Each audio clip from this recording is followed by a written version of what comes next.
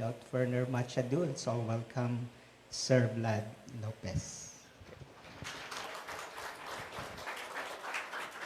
Yeah, sige. Thank you, Kuya Ray. So, good morning po sa lahat. Yan. Okay. So, I had to ask myself, it's about mental health, yung gustong pag-usapan ngayon. And I tried to dig from my own experiences and what I've been exposed to. And hopefully that God will use me to bless you. So, okay na po tayo sa slides. Ayan, okay. So, the title of my talk will be Keep On Keeping On. So, this is something that I share with my classes in our last meeting. Pag huling klase na namin, I share this. Keep on keeping on. Actually, most students remember me as the teacher na yung motto niya, keep on keeping on. And there's a particular reason why this has become my favorite battle cry. Do you know why? Because it reminds me to never give up. It encouraged me to always move forward.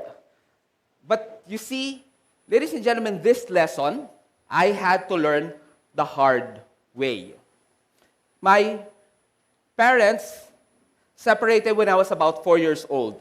It was much later that I would realize that I had feelings of abandonment because of this. Feelings that I tried to bury and forget. Bata pa naman kasi ako hindi ko naman alam kung ano nangyari. Alam ko lang wala si daddy sa bahay. Because I thought that it was not a big deal, hinayaan ko lang, hindi naman namin pinag-usapan. Bilang, ano ilalagay ko kapag tinatanong yung occupation ni daddy? Sabihin, lagay mo researcher. Yun lang. Wala na ako ibang alam tungkol sa kanya. But this led to my fear of abandonment, especially by my friends. I didn't know how deep it was kasi hindi siya napag-usapan. Lumabas siya in one particular, medyo adult na ako, nagtuturo na ako only to find out that it had a very, very strong effect on me. I was attending a church service, isa sa mga dati ko estudyante, in-invite niya ako. Pastor yung tatay niya. Sabi niya, Sir, punta ka sa amin, anniversary namin, church anniversary namin sa Salika. Okay, so punta ako, and then what happened was, meron siyang best friend. So in-expect ko na nandun yung best friend niya kasi nga, first time namin na magkikita-kita ulit. And pagdating ko doon, medyo nalungkot ako kasi wala din yung best friend niya. Ka-close ko yung dalawang yon. And so we had the service, worship service, tapos iyak ako na iyak. Tapos sabi ko, this is strange. I do cry sometimes, di ba? May iyak po ba dito kapag nag-worship service? Pero sabi ko, bakit ganon? Why am I so very, very sad? So I had to ask God, Lord, this is not normal. Tell me, why am I this sad? Tapos ang impression sa akin is that, mas malungkot ka kasi wala dun yung dalawa mong estudyante. Isa lang yun nandun sa kanila at best friends sila. Eventually, I found out that they had a falling away nung college sila. So nalungkot ako. Tapos sumagulgol talaga ako. Sabi ko, Lord, bakit ako mahagulgol? I mean, yes, close ako sa kanila, pero hindi ko sila kaano-ano. And then eventually, it was when God was saying, you're not really crying for them, Vlad. You're crying for your parents. Kasi they split up. And this reminded you of that splitting up. Kasi ang naisip ko nung time na yon, nang tinatanong ko, bakit ako malungkot? Ang pumasok sa isip ko, was there anything I could have done to keep these two friends together? Kasi close ko sila Meron ba ako nagawa, sana, para hindi sila hindi na friends? And then I realized I wasn't really thinking about those two students. I was thinking of my parents. I never grieved yung separation nila. And that kept me from growing emotionally and spiritually. So, at a young age, I felt that I needed to take care of myself. If not physically, then at least emotionally. I tried to cope with my low self-worth by always trying to please people. I was hyperactive and craved attention. Now, this reinforced my fear of being rejected and my avoidance of confrontation, even of the healthy kind. Now, I learned to hide behind a mask. Yan po yung makikita niyo sa akin, everyday life. And convince people that everything was okay. When in reality, it was not. I was hungry for love, affection, and belongingness. Yung sugat na yan, nakikita natin. pero yung sugat na tinatago ko, hindi nyo makikita kasi nasa loob po. At minsan, hindi ko rin po nalalaman hanggang hindi po ipapakita sa akin ni God. I know what it feels like to have nothing to look forward to feel that no one cares. I know what it feels like to be empty, forgotten, unappreciated. I know how it feels like to be no one. I can still remember one day what was going through my mind. Sabi ko, if I died today, no one would notice.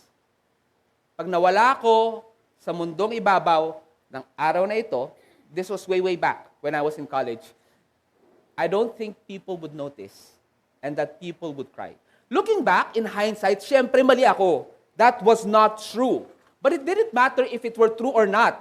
The thing is, I still felt and thought that way. And therefore, ang actions ko was based on that particular feeling, was based on that particular thinking. So in 1990, I attempted to take my life. Many people laugh and scoff at people who try to commit suicide, as if we do it as some kind of joke. To most, it is a stupid act, an illogical act. Bakit mo gagawin yan? Tanga ka ba? But I know too well why it makes sense to a desperate man, why it seems liberating to the man who has nothing else to live for. The fact that I'm still alive, I consider as God's intervention. And so I began searching for answers. Sabi ko kasi kay God, sige, hindi ako natuloy, hindi ako namatay. If I was not going to die, Lord, I need a compelling reason to live. And at that time, I did not have one. So I started to look around. And this is what I found in my university life. Someone shared something interesting to me. Sabi niya, Vlad, alam mo, mahal ka ni God. Totoo ba yan? Oo. Mahal ka ni God. Pero, may problema. Something is wrong. And this is not just you, Vlad. Lahat tayo may mali sa buhay natin. Kasi pag tinanong mo ko, may nagagawa akong mali, may naiisip akong mali, may nasasabi akong mali. Malamang, Vlad, ikaw din. Siyempre, hindi ko sinabi sa kanya, no? Hindi ko namin. Tahimik lang ako. Pero alam ko meron. Okay? Kasi I attempted to take my life. Vlad, mahal na mahal ka ni God, pero merong mali sa buhay natin. At dahil doon, nahiwalay tayo sa Kanya. Far away from Him. And if nothing is done about it, hindi tayo magsasama with God. So anong ginawa ni God? Dahil mahal na mahal tayo ni God at merong mali sa buhay natin, pinakilala niya si Jesucristo na mas malaki at mas matangkad kesa doon sa kasalanan natin. Hello? Okay. Better? Okay. Thank you. Okay. So, mas mataas si Jesucristo. Vlad, God loves you. Second, something is wrong with your life. With all our lives. Third, God sent His Son, Jesus Christ, who is bigger than our sins, so that He can die on the cross. Okay, alam ko naman yan. Katoliko naman ako. Yes. But there's something more. Talaga? Ano yon? Ano po ito? Ano ba ito? Ring finger. Palasingsingan. Kaya po siya tinawag na ring finger kasi dito, sinusuot yung singsing pag kinakasal. Hindi naman yata dito sinusuot kapag kinakasal. So dito. And sabi niya, well, although ginawa na ni Jesus Christ yun, namatay na siya, dun sa ring finger na yon, this is a decision we need to make. I attended a wedding nung isa sa mga dati ko estudyante. Tapos interesting yung kanilang marriage vows. Kasi kanya-kanyang gawa na ng marriage vows, ano? Magtatanda tayo, na magkasama tayo, ganyan. Tapos may mga kung ano-ano pa. Pero yung traditional na marriage vow was, till death do us part, Di ba may ganon? Or for as long as we both shall live. Tama.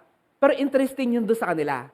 Nung nilalagay niya na, sabi niya, okay, as I put this ring on your finger, I declare before God and all these people that my life is no longer mine, but yours.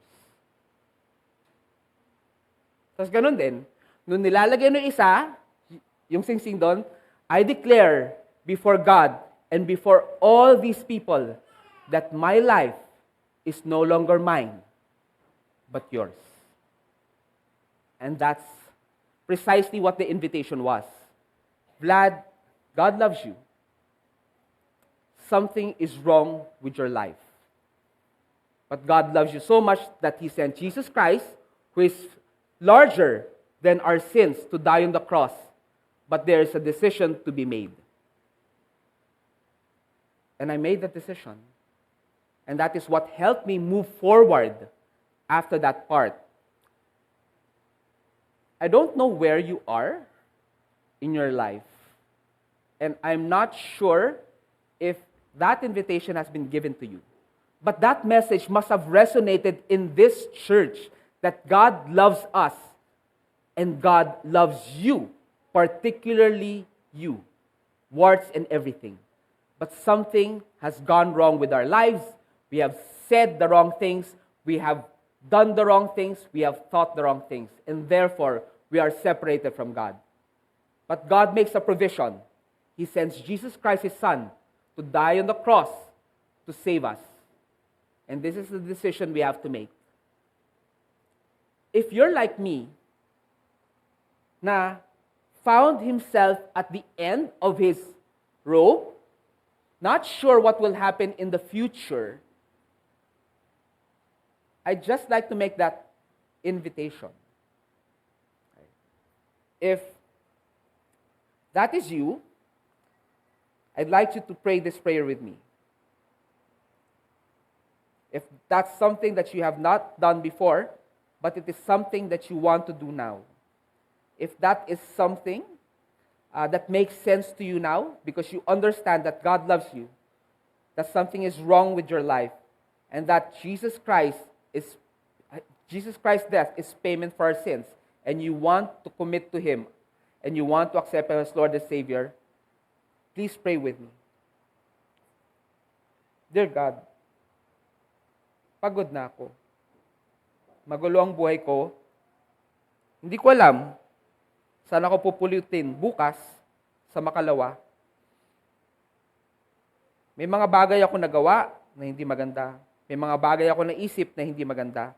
May mga bagay ako nasabi na hindi maganda, Lord. Mga mali. Ayaw ko na na ganitong buhay. Kailangan ko ng pagpapatawad mo. Lord, forgive me for all these sins that I have made, for the wrongdoings. Forgive me for hurting others, for hurting myself, for hurting you. Lord, I thank you for sending Jesus Christ to die on the cross to pay the price for my sins. Today, I accept Jesus Christ as my Lord and Savior. Forgive me, Lord. Today I declare that my life is no longer mine, but yours. This I pray in Jesus' name. Amen. Meron pa maliit. Vlad, God loves you. Something is wrong with your life. God sent Jesus Christ. You have a decision to make. Small. You need to grow. Okay. So, in February 12, 1992, after hearing the gospel, I accepted Jesus Christ as my Lord and Savior. In the summer of 1990, for all intents and purposes, Vladimir Denis Jose Maria Serapio Lopez died. But in February 12, 1992, I found God through Jesus. And it is no longer I who live, but Christ who lives in me. And the life I now live, I live by faith in the Son of God who loves me and gave His life for me. Normally, pag may nagsishare ng testimony, that's where the testimony ends. And how I wish I could tell all of you that after that decision I made in 1992, life became happy ever after. but it didn't. The thoughts don't go away, but they diminish in intensity. The voices are still there, but they no longer master me. Truth be told, I still had times when I would think about taking my life, way back in 97, in 2001, in 2003, in 2006, in 2011, and 2016. So yes, just because I accepted Jesus Christ, my Lord and Savior, it does not always mean everything is gone. But there is hope. Okay. Now, keep on keeping on is based on Galatians 6:9. Ito talaga yung nag-speak sa akin nung paano ko ba itutuloy ang buhay ko? Hindi ko alam kung saan ako tutungo. Hindi pa rin pala nawawala itong mga ganitong pag-iisip na ito. How do I live on? And this is the verse that I cling to and the verse I claim. Okay? Let us not be weary in well-doing, for in due season we shall reap if we faint not. So how do we keep on keeping on? Kung tayo yon, how do I keep on keeping on? So unang tanong, let us not be worried. Bakit ba tayo nagiging worry? Sa tingin niyo po, bakit ba tayo nagiging worry? Why do we worry in well-doing? Ay, sorry, teacher po kasi ako. Kasi sanay ako na nagtatanong. Meron po ba? Naisip kayo? Bakit tayo nagiging worry in well-doing? Meron po? Ayan. Baka mali ang sagot, kaya walang sumasagot. Parang estudyante ko lang. Okay? Pero tama, no? Hindi ko alam kung anong gagawin ko. Hindi ko alam kung anong sasabihin ko. So, we are worried because there are problems, difficulties. And these contribute to reasons why some of us may want to die.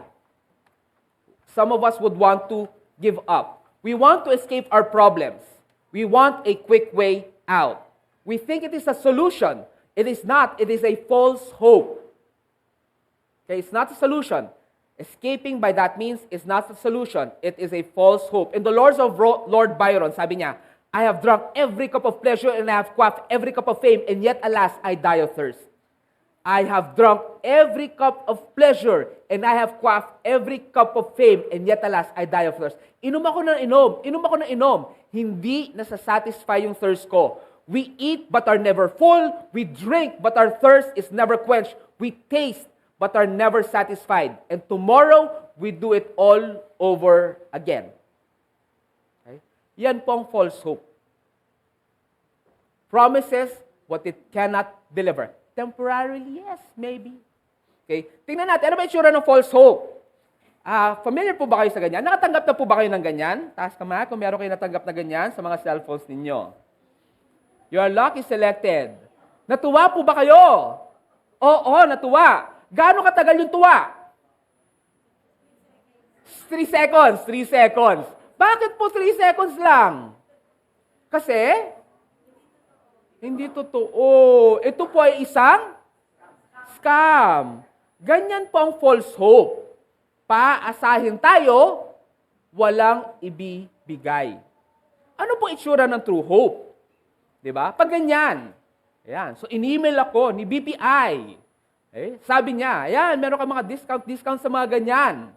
So, paano po ba nalalaman kung scam siya o tunay? Kung false hope siya or true hope siya? Kasi pwedeng, mukhang parehas lang naman ang sinasabi. Saan po nagkakatalo? Paano po natin nalalaman na tunay yung hope na yon o paasa yung hope na yon? Meron po ba? Paano po natin nalalaman? Si ate, nalaman niya kagad, scam to, malamang scam to.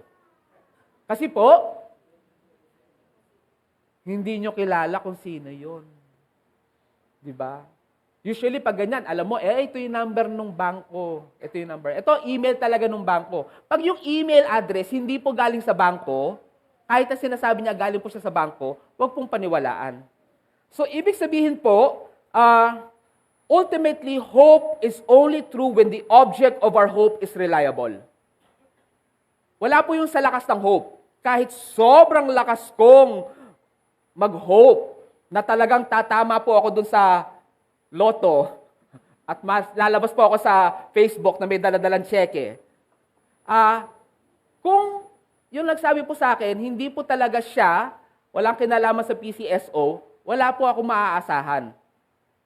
So the object of hope is what determines if it's true hope or not. Kahit anong sabihin pa niya, pag hindi siya trustworthy, sorry po, paasa po siya. Pero kung trustworthy po siya, tunay po yung pag-asang binibigay niya. So putting our hope on something that promises what it cannot deliver is a false hope.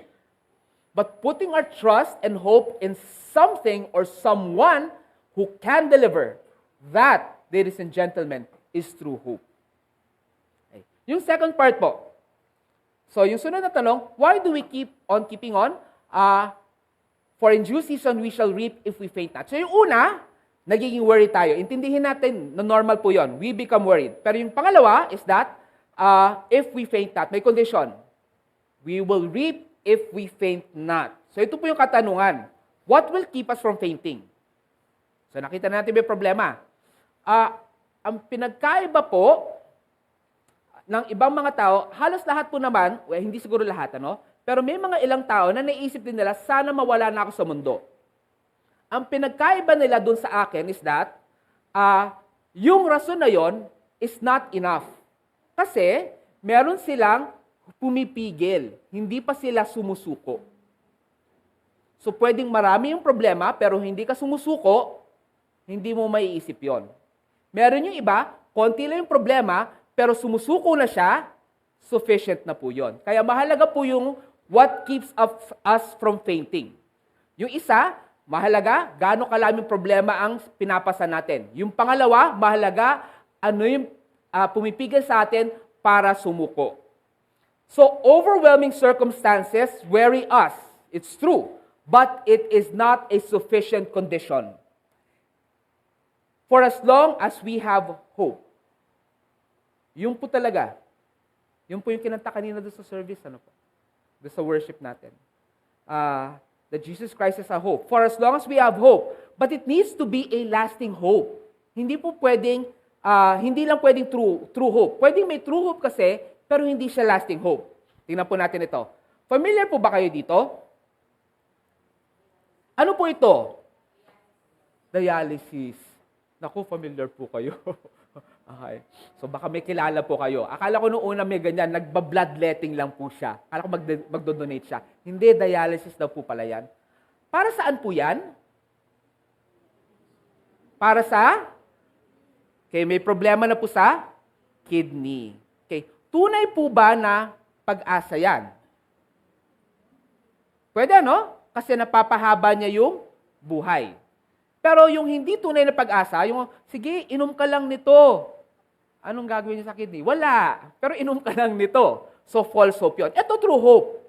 Pero itong klaseng true hope na ito, meron po siyang limitation. Ang limitation niya is that this true hope is temporary. Hanggang gaano katagal po kayo kailangan mag-dialysis? Ano po yung mas mahabang kasagutan kapag may problema sa kidney? Transplant. Yan po ang lasting hope. Ang dialysis is a temporary hope. It's a true hope, but it's a temporary hope. Yung liver transplant, basta maayos po yung pagkakagawa at saka wala pong kondisyon para i-reject ng katawan, it is a lasting hope. Mas matagal po siya. Okay. So anong ibig sabihin po nito? Na ang kailangan po natin, hindi lang temporary, kailangan po natin ng lasting hope. So when we face difficulties and we are tempted to be weary, what will help us to not faint is to make sure that we find a true hope, not a false hope. An eternal hope, not a temporary hope. Okay. Meron ako nabasa na author, pero hindi ko na maalala kung sino. Hinahanap ko kagabi, hindi ko mahanap. Sabi niya, despair is not the greatest enemy of hope. Nagulat ako. Pero hindi ba yun yung kalaban ng hope? Yung wala ka ng pag-asa kasi sobrang gulo-gulo ng buhay mo. Sabi niya, pwede. Pero ang mas mahirap na kalaban ng hope is dullness. Siyempre, hindi ko po naintindihan. Dullness. Bakit dullness? Kasi, pag sinabi po nating dullness, we combat dullness with imagination. So, tingnan po natin ito table na ito. So, we have a true hope and eternal hope. Let me share with you yung sinabi ko kanina sa testimony ko. If I am not going to die, I need a compelling reason to live. Bigyan niyo po ako ng magandang rason kung bakit hindi po ako mawawala sa mundo na ito. So why do we feel weary? Ito po yon. These are reasons to give up or die. Why do we, what will keep us from fainting? Reasons to keep on, keeping on, or to live. Yan. Why do we feel weary? Because of overwhelming circumstances or yung desperation. What keeps us from fainting? Undying hope. We feel worried because we are following the world.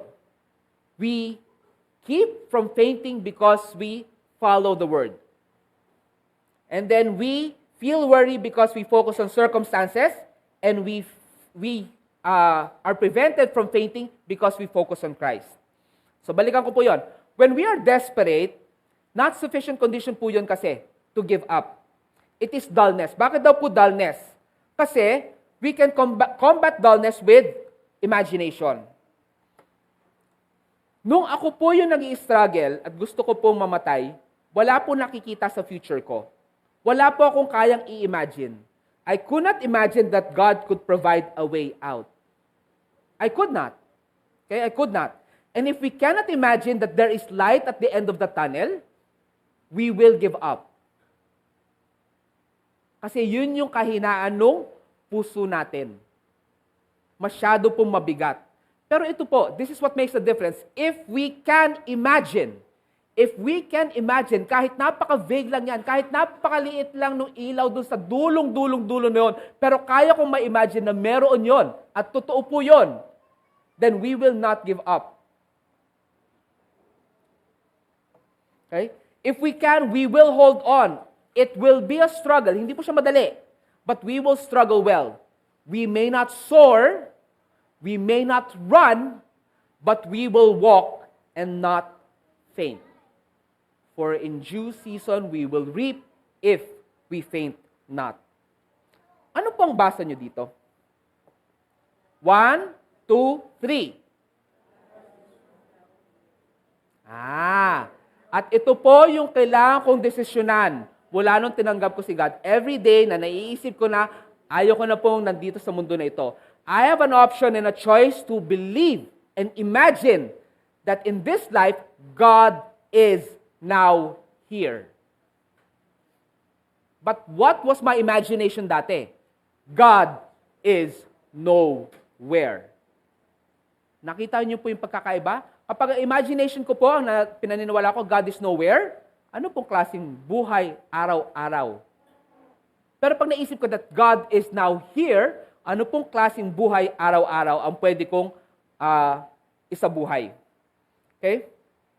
So, punta na tayo sa next part. How do we help others keep on keeping on? So, yung una po, tayo muna. Tapos ngayon, para sa iba. Unang-una po, I am not a mental health professional.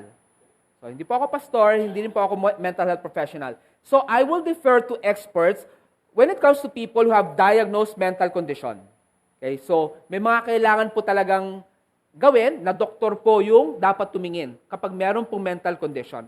However, I am part of our school's mental wellness committee.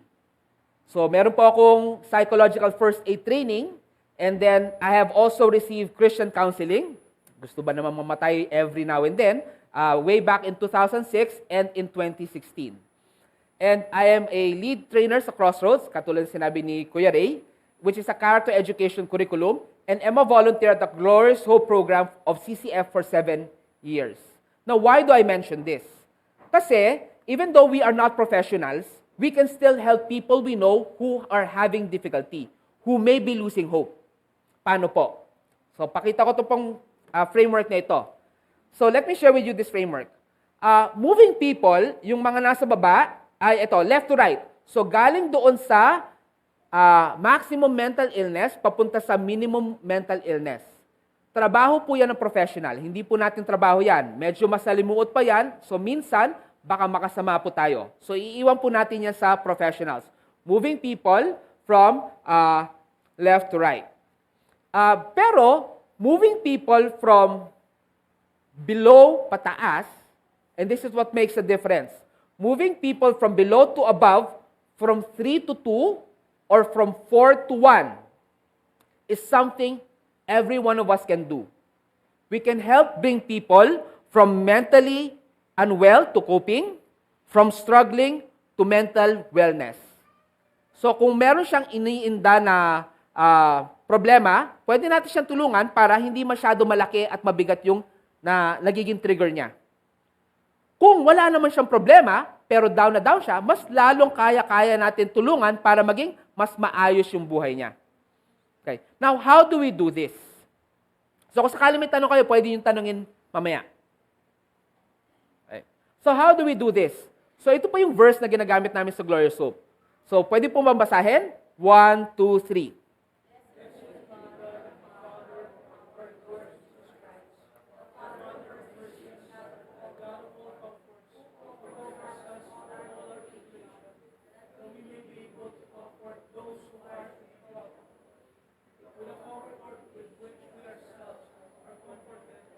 Okay. Salamat po. Ito po yung isa sa tinuturo namin sa Crossroads. We cannot give what we do not have. Ang comfort na kaya po natin ibigay sa iba, dapat po hinayaan muna natin i-comfort tayo ni God. Mahirap po nahuhugutin natin sa sarili lang natin. Ang paghuhugutan po natin kung ano yung binigay sa atin ng Diyos. We cannot give comfort until we allow God to comfort us. So we should be open to let God comfort us. And sometimes, the way God comforts us is through other people. Kaya isa-isa po usually na sinasabi namin doon, kapag kailangan na po ng tulong, maghanap po ng makakausap. Yes, pwede pong directly kinakausap natin si God. But God gets to choose how He wants to help us. And sometimes, pag binasa mo yung Biblia, ayan dyan na yung sagot. Pero minsan, parang hindi. Minsan, ang gagamitin niya, ibang tao. Bakit? Kasi gusto rin niyang mabless yung taong tutulong sa'yo. So it's not just about us wanting to be blessed by other people. Yung tumutulong na be-blessed din po. So dalawa po ang ginagawa ni God. Kumikilos po siya doon sa buhay na nangangailangan ng tulong at kumikilos po siya sa buhay nung nagbibigay ng tulong. Huwag pong matakot humingi ng tulong pag kinakailangan na po. So too often, ito na yung issue natin. Hindi ko alam kung paano ako kinomfort ni God So hindi ko alam kung paano i-comfort yung ibang tao. Alamin po natin kung paano. So too often, we only focus on our actions. What we do, what we don't do, or what we say or don't say. We try to change ourselves by doing or saying the right things or not doing or not saying the wrong things. We try to change ourselves from the outside in. And guess what? Pag ganun po yung nakasanayan natin, paano po natin tutulungan yung ibang tao? Ganun din po. Gusto natin baguhin yung ginagawa nila. Huwag ka na ngang magsasabi ng ganyan. Huwag ka na ngang pupunta doon. Huwag mo na ngang samahan yung mga yan. Huwag mo na ngang gawin ito. Hanggang doon lang po. Bakit? Kasi minsan, ganun din po natin, pinipilit yung sarili natin magbago. Huwag, huwag, huwag, huwag. Hindi ko po sinasabing mali yun. Kulang po yun. We try to change ourselves from the outside in. We force ourselves to act in ways that don't feel natural. O tama na ha, ayoko na yan, depressed na yan.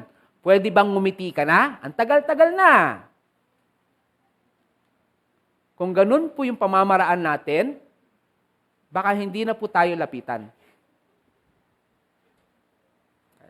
We misunderstand how the heart works because we try to do things that are not natural. So let me share with you another helpful framework. So ito po, kukuha na po ako, hiram na po ako doon sa ginagawa namin sa Glorious Hope. Tayo po are like icebergs. So yan po yung iceberg, di ba? Yan yung nagpalubog sa Titanic. We are like icebergs. The tip is what most people see. Ano po yung nakikita doon sa nakikita ng mga tao sa atin? Yung maliit na yon, actions, yung ginagawa natin. Ay, ito yung ganyan. Ay, ito yung mahilig kumain. Ay, ito yung lakad ng lakad. Ay, ito yung gym person. Diba? But there's so much more that is happening beneath that people don't see or even we ourselves don't always understand. Okay? Ito yung binabanggit ni Pastor kanina na napakahalaga po ng heart. The external level is reflected in our actions. This is what people see. But what is on the outside is simply a byproduct of what is happening inside. Ano sabi ni Jesus Christ? From the abundance of the heart, the mouth overflows. Okay? It is not what comes in that defiles you. It is what comes out that is the source of all evil things. Okay? So what is on the outside is simply a byproduct of what is happening on the inside. So below the action level, ito po yung meron. There is a mind where we make our decisions. So yung decisions po na ito are affected by our rational brain and our emotional brain. Our thoughts and our feelings. Magkasama po yun. Naiisip natin, nararamdaman po natin. Sadly, many of us are not able to balance our rational and emotional brain in a healthy way. Nakasanayan po natin. This may lead to bursts of anger or cold indifference to someone's pain, and neither is healthy. Diba? Hinahayaan po natin na kung ano yung naramdaman natin, siya na bahala. Sorry, galit ako sa iyo eh. So, ganoon na. Tapos, wag mo na akong i-convince. Mataas ang ano ko. High blood ako ngayon. Okay? Pero hindi lang po yon. So, the actions, nakita po natin, when we feel in a certain way, when we think in a certain way, we will act in a particular way. Pero may mas malalim pa po. Below the mind level is, and most of us never get through this, the identity level. Now, this is composed of our beliefs, memories, and vows. We incorrectly think that our identity is necessarily our true self. Ilan po ba yung nasasabi sa atin, ganyan na ako, bata pa ako, hindi talaga ako, masungit talaga ako, hayaan mo na. That's not our true selves. That is our learned self. That is the developed self. Kaya ka naging masungit, pag ititrace mo, malamang sa malamang, may mga pangyayari sa buhay mo, and you responded in a particular way, kaya ka naging masungit. Kaya ka naging irritable. Kaya ka naging malihim. Pero hindi ikaw yon. Yan lang yung developed you because of the circumstances. Pwede ba mabago yon? Mahirap, pero pwede. Okay? So, we incorrectly think that our identity is necessarily our true self. Realistically, our identity is only our developed self. It includes the worldviews and emotional memories that we have internalized from our childhood experiences. These beliefs that make up our identity do not need to be true. Pwedeng hindi naman totoo na masungit ka.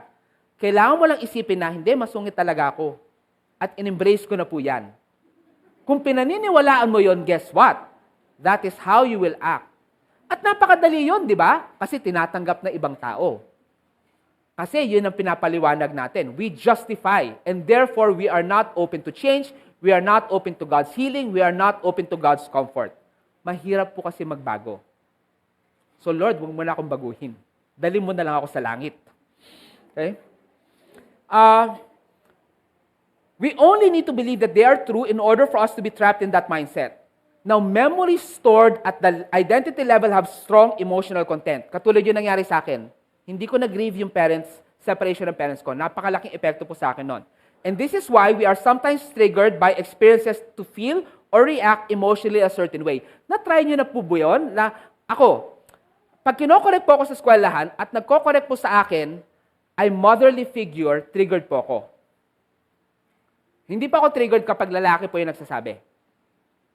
Hindi po ako bias sa babae. It just so happens na hindi po maganda yung naging relationship ko sa nanay ko. So every time may naririnig ako na nagko-correct sa akin, sino po naririnig ko? Nanay ko. Kahit hindi ko siya nanay. So may inis na kagad ako. So kailangan pong mahil yung part na yon. Kasi kawawa yung kinainisan ko. Kasi hindi niya kasalanan yun eh. Na-trigger lang niya yung emotional memory ko na hindi maganda ang naging relationship ko sa nanay ko. Vows are strong identity statements that we decide to hold on to no matter what. Ay, hindi na uulit ito. At ginawa ko po yan. Nung time na nasaktan ako ng ibang tao, ang vow ko, bawal na pong lumapit sa akin. Magkakilala tayo, pero hindi kita papasukin sa buhay ko. Bakit? Kasi sasaktan mo ako. Pag yun yung vow ko, sa tingin nyo po, anong klaseng buhay ang meron ako? Kung ano yung ginagisnan ko. Sabi ko, empty ang buhay ko, lonely ako. Sino po may kagagawa nun? Ako po. Kasi sometime in my past, I said, I will not let people close to me. Kailangan pong baguhin ni God yun. Kung iaalaw ko po siya. Hindi po siya madali. Hindi po siya madali. Karamihan sa atin, hindi po tayo umaabot dito. Umaabot lang tayo, ito yung ginagawa, ito yung naiisip, ito yung nararamdaman. Hindi tayo umabot, ito yung paniwala ko sa sarili ko. Ito yung promise ko sa sarili ko. Now, these parts of the identity level of the heart are some of the obstacles to lasting change. We revert to our old actions because our old actions stem from our distorted identity. Kung may tutulungan po tayo na nawawala ng pag-asa, kailangan umabot po tayo dito sa level na ito. Kasi hindi po mababago yung ginagawa niya, hindi po mababago yung naiisip niya, hindi po mababago yung nararamdaman niya. Masyadong mababaw po. At yung pinakamalalim po, but there is more, something much deeper than our identity, and that is the desire level. Emotional needs, where our passion, drives, and psychological needs are found.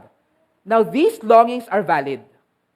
But how we meet these desires and needs determine whether we will be prone or resilient to unhealthy or self-destructive behaviors.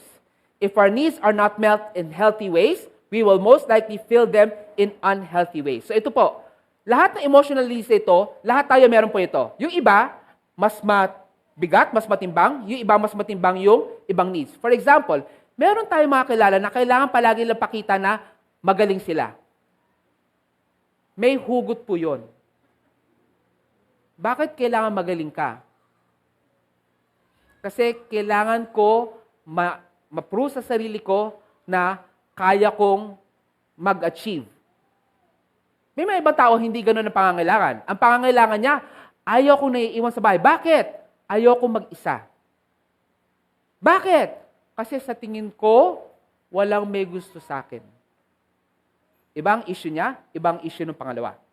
Pero lahat ng pangangailangan nito ay healthy. Dapat tinutugunan. Dapat na-fulfill. Ang problema natin is that, sino pong ginagamit natin para matugunan yon? Trabaho. Diba? Ibang tao. Ang dapat na tumutugon po noon ay sino? Si God. Si Jesus Christ. Siya ang unang paghuhugutan nito. Naku! Mababa ang evaluation ko. Naku! Siguro hindi ako magaling na teacher. Saan ko hugutin? Siguro wala akong kwentang teacher. Huhugutin ko ba yung sa boss ko? Huhugutin ko ba yung doon sa estudyante ko? Huhugutin ko ba yung sa co-teachers ko? O dadaling ko kay God, God, ito lang po yung nagawa ko. Ano po ba ang tingin nyo sa akin? Ano po ba ang pwede ko pang gawin? That's a healthier way of meeting the need compared to getting it from someone else. Okay? So, anong ibig sabihin po nito? So, ito na yung heart. Ito yung sinasabi ni Pastor kanina. Yung mga sinaunang tao po kasi, hindi nila naisip na mayroong brain. Later pa nila malalaman yon. Hindi naman nila binubuksan yung ulo ng tao. So, alam nila na lahat ng desisyon nanggagaling sa puso. So, pag sinabi nila, things come from the heart, they think that that is where decisions, emotions, thinking, beliefs, desires come from. Okay? So, what does this tell us? It tells us na our actions are influenced by our decisions, which are affected by our thoughts and feelings. Yung feelings natin at saka yung thoughts natin are influenced by our identity. That is based on our beliefs, our memories, and our vows, which is influenced by our desires and needs. So, if this is true, kung totoo po ito, ibig sabihin, to change behavior, thoughts, feelings, and beliefs need to change. Hindi na po pwede yung, sorry, ganito talaga ako, masungit ako, hayaan mo na. Okay? And emotional desires and psychological needs need to be met. Nangungulila ako eh. Saan ko ba kukunin yung worth ko? Kay God. Okay? So, this is how we and others are transformed from the inside out. So, how do we help others? We get to know their hearts. Pero sana, we get to know our heart first. When I learned this lesson, I finally unlocked why I have been a people pleaser. So kung narinig niyo yung testimony ko doon, I wanted to please people. Ganon din ako. Ganito na talaga ako eh. Sabi ko nga, ang justification ko, mabait po kasi ako. Kaya gagawin ko lahat para sa iyo. Bakit? Mabait po ako. Hindi po yun ang rason kung bakit ko ginagawa yung para ma-please po kayo. Kaya ako po ginagawa yon kasi ganito. So, when I learned this lesson, I finally unlocked why I had been a people pleaser all this time. So, ito yung heart pala. So, balikan na lang po natin yan mamaya. So, ito, people pleasing. So, naging people pleaser ako. I pleased others so much that I lost sense of who I was. Alam niyo kung gaano kagrabing people pleaser? Kung anong gusto mo, yun yung gusto mo. Ay, gusto ko. Ay, mahilig ka sa K-drama. K-drama din ako. Kahit never pa ako nanunood. Bakit? I want to please you. What you needed, I felt pressure to provide. Ay, kailangan mo na ito. Tutulungan kita. Huwag kang mag-alala. Hahanapin ko yan. Kailangan mong malaman ito. Why did I act this way? Bakit ako people pleaser? Yan po yung action ko. Yan po yung action ko. What is beneath it? What are the thoughts and what are the emotions? Okay, this is my thought and emotion. Why did I act this way? Because I would feel afraid if you hated what I like. Nangyari po yan sa totoong buhay. Hindi ko alam kung bakit affected ako. Kasi sabi niya, pangit yung palabas. Gustong-gusto ko yung palabas. So, nag-away kami. Hindi, maganda yung palabas. Tapos hindi. Tapos minsan, hindi, sige, maganda na nga yung palabas. Na kahit ayaw ko yung palabas, gusto ko na lang para ma-please lang kita. Tapos eventually, na-realize ko, bakit ako ganun? Ba't ako nagpapanggap? Because I would feel afraid if you hated what I like, and I would feel nervous if I couldn't provide for what you need. Bakit ganito yung pakiramdam ko? Natatakot ako at anxious ako pag hindi tayo parehas ng gusto or hindi ko mabigay sa iyo yung hinihingi mo sa akin. Ano yung nasa ilalim nito? Ito po yung paniwala ko. Why did I feel this way? Because I thought that if we didn't like the same things, we could not be friends. Pag hindi tayo pareho ng gusto ng K-drama, siguro minsan iiwan mo na rin ako. I thought that if I couldn't give you what you needed or wanted, you would have no use for me. Wala naman nabibigay sa akin si Fled eh. So, friendship over. Hindi totoo yung mga bagay na yon. Pero naisip ko na totoo yon. And therefore, I acted based on that. So, why did I think that way? Ito na, mas malalim. Bakit ganun ako mag-isip? Because somewhere in the back of my mind, ito po yung paniwala ko. I believe that I am not worth being someone's friend. So, kailangan ko pong magpakitang gilas palagi. Kasi kung hindi ako magpapakitang gilas, hindi niyo po ako kakaibiganin. Saan naman nanggaling ito? Blood. So, that wasn't true, but I believed it anyway. Sometime in my elementary years, I remember that I was rejected because I couldn't play basketball well. Grabe ano? Elementary years. Hanggang ngayon, naalala ko pa rin po yung ganap na. Hindi ko na naalala yung ibang lessons ko. Pero yun, naalala ko. Bakit? Kasi sinabi nila sa akin, Oy, Vlad, kulang kami. Di ba? Kapag basketball, 5. Kulang kami. 4 na kami. Sumali ka na. Hindi ako magaling mag-basketball. Hindi ako marunong eh. Hanggang, lang ako, yung shoot lang, galing sa hindi niya ako mapapatakbo. Kaliwang pa parehas. Hindi, kulang lang kami. Madi-default kami. Sumali ka na. Ay di, people pleaser, anong gagawin ko? Sali ako. Sige, sali. Di syempre, nagkainitan na. Pinasa sa akin yung bola. Di tumakbo ko. Traveling! So, nagalit sila sa akin. Ano ka ba naman? Ipapasa mo na lang yung bola, hindi mo pa ginawa, ganyan-ganyan pa. Anong naisip ko sa loob-loob ko? Sino po nagsabing sumali ako? Hindi ba? Siyempre, hindi ko sinabi. Hindi ko kaya. Hindi ba kayo? Pero I felt bad that I was the cause kung ba't sila natalo. Pero at the same time, I was mad. Kasi sila yung nagpilit sa akin. From then on, alam ko na, I felt rejected.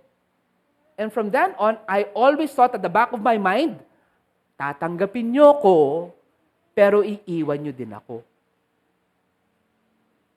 Hanggang hindi ko kayang ibigay sa inyo yung hinihingi niyo sa akin. So, wag na lang kayo lalapit. Or, palalapitin ko kayo kung kaya ko ibigay. But do you know what kind of life that would be like kung every time na lang, ay sorry po, sige po, ito pong gagawin ko. Okay? So, it was a deep wound that did not heal well. I vowed to avoid feeling rejected again. And why did I embrace this identity? Okay? Malalim na, no? Action. Ano yung sinasabi kong action? People pleaser ako. Bakit? Ano naisip ko? Pag hindi tayo magka-same ng gusto, i-reject mo ako. Hindi na tayo friends. Bakit? Kasi paniwala ko, identity ko, I am not worth being your friend. Saan nanggaling? From an emotional memory nung ako'y nasa elementary pa. Why did I embrace this identity? Yung pinakamalalim, meron po akong hinahanap. Meron pong gustong-gusto yung puso ko. I needed to feel that I belong. Because I needed so much to feel that I belong, but I did not, so to feel this unmet desire, this emotional need, I subconsciously became a people pleaser. Yan pang kwento ng action, nung decision, nung identity, at saka ng emotional need. Kung mababago po yun sa akin, kailangan po unang-una ma-meet yung need ko na yon. Kasi kung hindi ma-meet ang need ko yon, hahanap ako ng ibang pamamaraan para ma-meet yon. Sino po dapat mag-meet ng need na yon? Si God. So when I learned this in counseling ko sa life coaching ko sa Glorious Hope, I began to understand the depth of my brokenness and the source of my distorted identity. My healing journey had begun. Balikan ko lang sa heart. Ay, layo pala. Okay. Yung binanggit ni Pastor kanina, yun, Proverbs 4:23, keep your heart with all diligence, for out of it springs the issues of life. So yan po, yung actions, decisions, identity, at saka emotional needs po natin. So sa actions, sabi, go do all that is in your heart, for the Lord is with you. So kung ano yung gusto natin sa heart natin, ginagawa po natin. Yung sa decisions, Proverbs, anxiety, and then makes it glad. Emotions. At the same time, your word have I hidden in my heart that I might not sin against you. Iniisip natin. Yung identity, do not eat the bread of a miser, nor desire his delicacies, for as he thinks in his heart, so is he. Yung pinaniniwala niya. At hindi kailangan totoo yung pinaniniwalaan niya. Kailangan lang niya paniwalaan yon. And then finally, emotional needs. Delight yourself also in the Lord, and He will give you the desires of your heart. May malalim na hinahanap ng puso natin na hindi kayang ibigay ng kahit anong bagay. Why? Because they are false hopes. And if they are true hopes, it's their temporary hope only. Only one hope is eternal, and His name is Jesus Christ.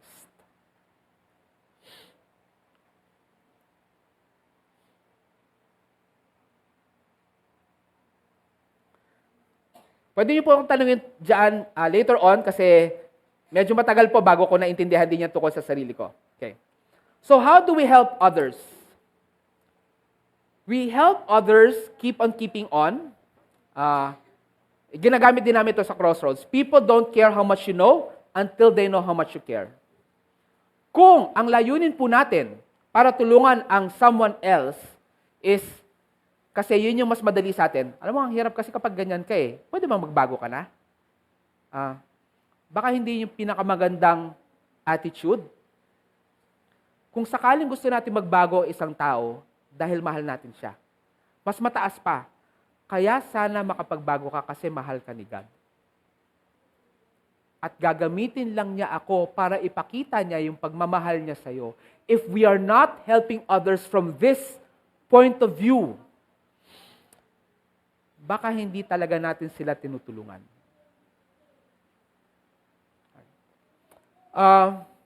So let God care for us first. Let God care for us first. Let God heal us. Minsan kasi, kunyari, pagtutulungan ko yung isang estudyante, tapos hindi niya mag-gets. Siyempre, minsan may iinis na ako, parang, hindi mo mag-gets, parang, pwede ba kitang batukan? Pero bakit ako irritable? Kasi wala na siya kinalaman sa pagtulong doon sa estudyante. Nandun na siya sa comfort ko, or doon sa paniwala ko na dapat magaling ako estudyante, so dapat natutunan mo ito. So siguro, hindi ka magaling na estudyante. Kasi magaling ako teacher. wala na. Talo na. Mali na. Dapat ang iniisip ko pa rin, kaya ako tinutulungan yung estudyante ko, kahit matagal pa, is dahil mahal ko siya. Mahal siya ni God. And that also means that sometimes, hindi po natin makikita yung change. Kasi hindi po tayo yung Holy Spirit. Ito pa isa sa turo sa amin sa GH.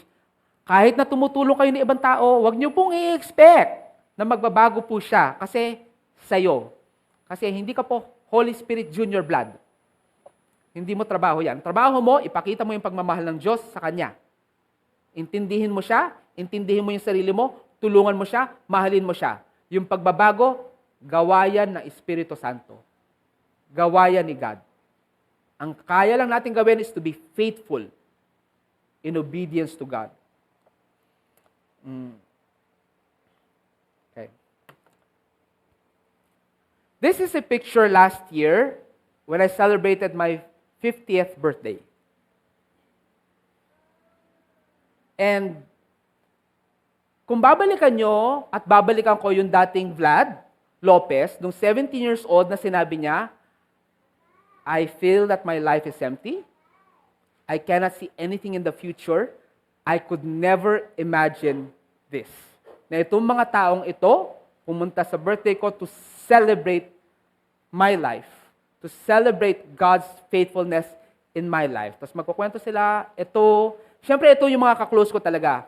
Meron kaming mga pinagdaanan na magkakasama kami. Never ko naisip yan. So, nung birthday ko na yan, this was God telling me, Kitam, at 17 years old, you wanted to take your life.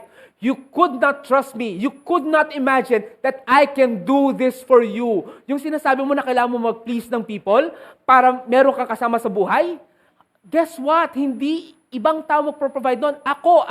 Huwag mong pilitin sila sa maging parte ng buhay mo kung ayaw nila. Hayaan mo lang sila. Ako ang magbibigay sa'yo. And this is God's answer. I do not have my own family. But this is the family that God has given me. Maybe some of them would not have been the family I would have chosen. But this is the people that God chose for me. Because He knows that these are the people that I need. So yung pangangailangan ko dun sa belongingness, sinagot po niya. And that is the only reason why I can comfort others. Because I allowed God to comfort me first doon sa pangangailangan ko na hinanap ko sa ibang tao pero wala pala doon kasagutan kung hindi nasa Kanyang lamang. All glory to God. Okay. So yes, so sana po na-bless po kayo doon sa message ko for today.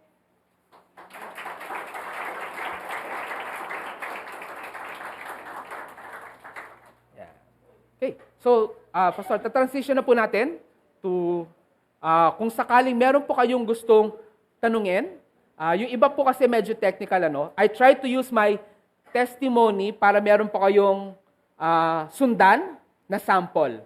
Ito yon. Para nakita nyo po, this is a principle. Ano itsura ng principle na ito sa totoong buhay? So, ginamit ko po yung buhay ko para makita nyo po yung principles. So since this is an opportunity for us to get to know a little bit more about mental health, buksan po natin. Mga gano'ng katagal, tapos maghihiwalay po after. Sige po. Pero bababa na po ako. Diyan ako. Any questions? Okay lang po. Pagkakataon na po natin. Hello, good morning po. Yes po. Ay, baka mag-feedback pala. Is there a way we can find out if the person close to us or a loved one that's depressed or meron siyang mental health issues na Yes, hindi obvious? Is there a way we can find out when we need the professional help or medical help doon sa taong yun? Sige po. As a general rule, once mahirap na pong i-handle, that's the time na pwede po nating i-consult with a professional. Kapag hindi na po siya manageable. Okay, yun yung una. Siyempre, mas maganda kung may napapansin na po kayong symptoms, pwede naman pong parang preventive check-up lang. Kasi siyempre, mas maganda kung malaman po kung meron po talagang kondisyon. By and large, hindi naman po ganun karami siguro yung kondisyon. I think there's a lot more now. but I suspect, and I could be wrong, na whether may condition siya, unless na malala po talaga yung condition, kaya ang basis ko po talaga, if it becomes unmanageable na po, that's a good time. Pero kung sakaling hindi pa, even if it's not diagnosed, the response from us should be the same. Naalala niyo po yung framework ko, whether meron siyang condition na wala, pwede natin silang tulungan umakyat. Paano? Make sure na hindi sila natitrigger. Make sure na tutulungan natin sila intindihin yung sarili nila. Make sure na feeling nila na mi-meet yung kanilang mga yung kanilang mga emotional needs. And whether may condition po sila o wala, pwede po natin silang matulungan. Ang tawag po doon, kung may condition sila, they are high functioning na someone with a mental illness. So, off the top of my head po, if it becomes unmanageable po, pwede na pong ipa-test. Pag may symptoms po, pwede rin po. And it doesn't have to be a mental health issue. Pwedeng may mga autism spectrum. May mga iba na bata pa lang po, kasi marami na po tayong mga nag-aasawa na medyo late, So may konting complications yung iba. Pag tinatawag niyo yung pangalan nila, tapos hindi sila sumasagot, minsan there's a hearing issue, pero kung walang hearing issue, there might be some autism spectrum. So yung iba, pinapatignan na nila para they can get advice how to help their kids grow up na mas maayos po. Kasi kung hindi na-check yon, baka lumala. Hindi naman sa lumala. Dahil walang support, hindi po na-develop na maayos. I hope that answers the question po. Okay po, thank you. Hello po, good morning po. What if the person you are helping keep on rejecting what you are saying, kahit na mapaparamdam mo yung love, pero rene-reject po? Opo. Mahirap po yan, po. Pero ang training po sa amin, when we try to help someone, unang-una po, hindi po kami nag-a-advise. At least sa simula. Ang una po mangyayari, relationship po muna. When we give advice na walang maayos na relationship, again, people don't care what we know until they know how much we care. Sila po dapat yung eventually tatawid na kailangan ko na po ng tulong. Pero mahirap po yun. Mahirap po yun. Kasi alam natin kailangan nila ng tulong. Kahit na related sa'yo po, Opo. na may relationship kayo and yet parang may pride po. Opo. Alam naman po natin doon sa pride. Kapag kinontra po yung pride, ano pong sasagot ng pride? Mas lalo pong hindi. Kailangan makarating po sa point na unang-una, may mga rason po kasi yan eh. May rason kung ba't hindi pupunta sa atin yung mga tao kahit nakakilala po natin. Yun yung nakita natin. Action, tas emotions, identity, need. Ang kadalasan po, there's a need na natatapakan kung sa tingin nila pumunta sa atin. Meron akong, this just happened 2 days ago. Meron akong estudyante na ganun din. Matagal siyang hindi pupunta sa akin. And that's because sa tingin ko, sa tingin niya, i-judge ko siya. Even whether it's true or not. Pero kailangan makarating muna siya sa point na nagtitiwala na siya na hindi ko siya i-judge para maging open. Otherwise, masisense po nila yun na pinipilit. Tapos tayo, tatanungin po natin yung sarili natin, ba't ko ba siya pinipilit? How much of it is really gusto kong tulungan and how much of it is really para matapos na to? And in some cases, para matagalan po yan, is very similar to the person who is grieving. I cannot tell the person, alam mo, 1 year ka na nag-grieve. Sige na, move on na. Hindi ko po alam kung pwede na siya mag-move on o hindi. Kailangan kilalanin ko po muna siya. So, if you're giving the support and you're being faithful to show that particular love, please trust God. Magbubukas po siya ng pagkakataon na magbubukas po siya. Kung hindi sa inyo, sa malas. Ganito yung minsan prayer ko, Lord, itong taong ito mukhang hindi ko siya kayang tulungan. Please raise up people na pwedeng tumulong sa kanya kahit hindi ako yon. Kung sino man yung kailangan niya, kahit hindi ako yon. Kasi baka hindi ako yung right person to talk to this one right now. Ayun pa. One thing, isa pa po, I don't know if the same approach ang gagawin. May isa din pong gusto mong tulungan, pero keep on telling you na, hindi, ganito kasi yung karanasan ko before, ganito yung ginawa sa akin, ganun. How could I approach that kind of person? Okay. So yun yung nakita natin, no? Na identity, very, very strong yung identity na yan. Ang unang-una is, ito yung tinatanong namin, do you wish to get well? Kailangan mo na ang sagot niya doon, yes. Pag ang sagot niya po doon ay no, mahirap po yun. Kailangan mo na dalhin siya ni God doon sa point na, Familiar kayo doon sa story ng Well of Bethesda. Si Jesus Christ, meron doon yung lumpo, tapos tinanong niya, do you wish to get well? Tapos very interesting yung sagot nung lumpo na yun. Sabi niya, kasi walang nagdadala sa akin doon sa pool na yun eh. Kasi di ba sabi nila, pag nilagay ka doon sa pool na yun, gagaling ka. So, ang nangyari is that, very weird yung sagot ng taong yun. Kasi ang sagot lang dapat sa tanong na yun, do you wish to get well, ay? Yes or no? Anong sagot niya? Excuse. Meron siya, wala po kasi nagdadala sa akin. Hindi po yun yung tinanong ko. Ang tinanong ko lang, gusto mo bang gumaling? Okay. And para sa akin, ano po yan eh, hindi po makukuha yan unless makausap yung tao. Kunyari ko ako po yun, tatanungin ko, okay, what makes it difficult for you para ma-heal yung nangyari sa'yo? Magsisimula po ako doon. Tapos tatanungin ko, how much of you would want to have that healed?